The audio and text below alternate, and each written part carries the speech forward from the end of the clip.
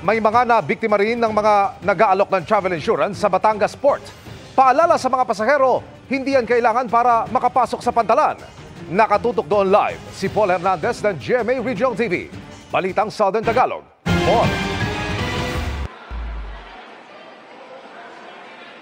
Yes, Emil, maya't maya na yung dating ng mga pasahero dito sa Batangas Port. Ang nagiging sistema, pagkabili ng tiket, diretso na sila sa departure area para mag-abang ng barkong maghahatid sa iba't ibang probinsya.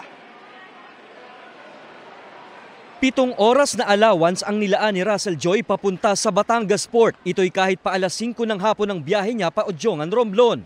Yung dagsa ng pasahero, syempre, holiday.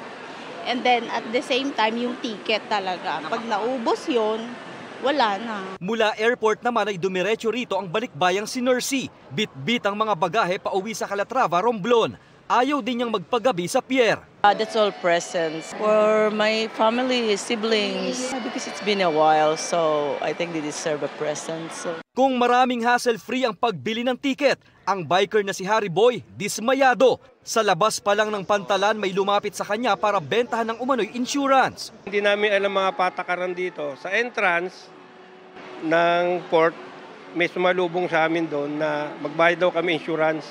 Magkano? Ito, 50 pesos. Sabi ng pamunuan ng port, may tumatao naman daw sa labas. Pero humahanap daw ng tiyempo ang mga umano'y nananamantala. Hindi kailangan ng insurance para makapasok sa bakuran ng Batangas Port. Sa mismong loob naman, mabilis namang nawawala ang mahabang pila sa ticketing booth dahil sa 2 dagdag na ticketing section. 20,000 ang average na bilang ng pasahero sa pier kada araw. Pero bukas, Miyerkules Santo ang inaasahang peak ng mga pasahero.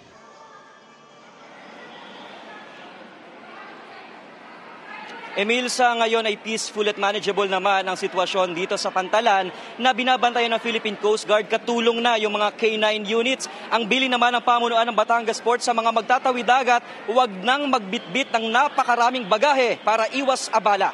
Emil. Maraming salamat, Paul Hernandez ng GMA Regional TV. Balitang Southern Tagalog.